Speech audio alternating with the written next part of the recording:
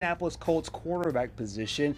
Riley Leonard came in after Daniel Jones got hurt, and then it was a very quick decision for the football team to go with Philip Rivers as their starting quarterback. Of course, now they're 8-8 and out of the playoff hunt, so now they're going back to Riley Leonard, the rookie sixth-round draft pick for the Indianapolis Colts. It's a really cool situation here. I think if you're a fan of whether it's football in the South and or high school football, because Riley was obviously a great high school talent. Philip Rivers is a great high school football coach, but now Rivers will go back to the sideline, and Leonard will get a shot. And I mean, you've brought it up a couple times on this show, same town and everything, Fairhope, Alabama. Yep. And Riley went to Fairhope, St. Michael Catholic, where Philip Rivers coaches, is in Fairhope. So, I mean, I think this is the right decision. I think you go to Philip Rivers just to see, hey, does he have anything left in the tank?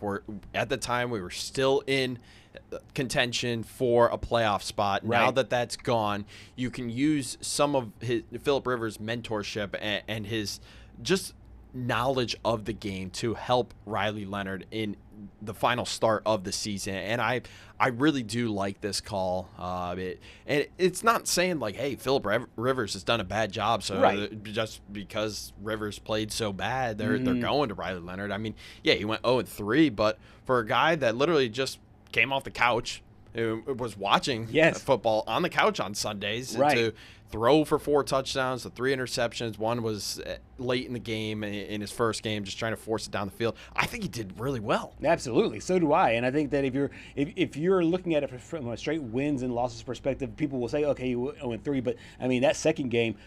There on Monday Night Football, the defense gave up almost 50 points in that game.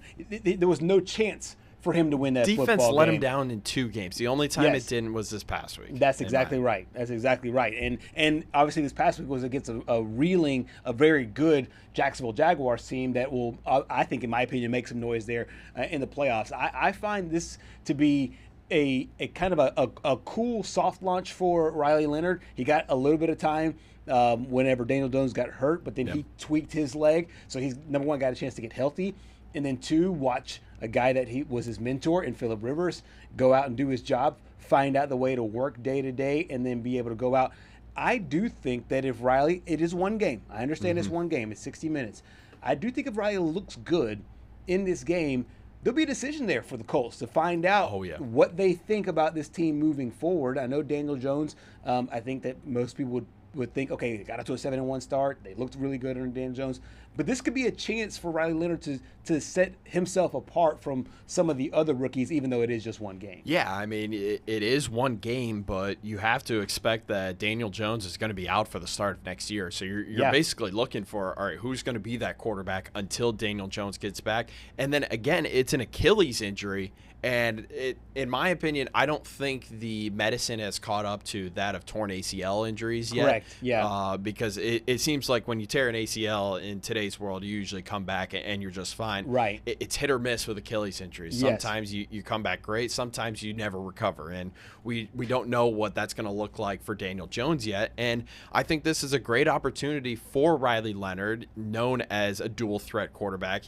I know he was very elusive over in Notre Dame and helped lead them to the national championship game with Jeremiah Love, with Jadarian Price. So I think he kind of has his own Jeremiah Love over there in Jonathan Taylor. But this team, as we've seen all year, this team goes where Jonathan Taylor takes them. Kind of had that dip in the middle of the season. Teams started taking him away, and then the injuries started to rack up. So I mean, we'll see what happens here. And I don't want to say a meaningless final game of the season, because you got guys playing for jobs. Obviously, Riley Leonard's still playing to be the QB1 for next year. Right, and even Philip Rivers spoke to that in his last press conference after the post game of the Jacksonville game. He said there's nothing meaningless. Like there are no meaningless games, meaningless reps, meaningless practices. You have to take everything, like, not only that it means something, but it is a big deal. And I think for Riley Leonard to be able to do so, he can set himself apart from Anthony Richardson and some of the other guys that will be competing for that job. I find it interesting to me that he is in this position to where he can really elevate what the franchise thinks about him as they move forward. Yeah, and I think he can, if he has a good enough game, he's going to be QB1 next year because I think the Colts honestly have seen enough out of Anthony Richardson. I have. I mean, I would think that they have seen enough there as well. And it's a very, very good defense he's going up against. It's DeMeco Ryans' Houston Texans defense, and they have been absolutely outstanding.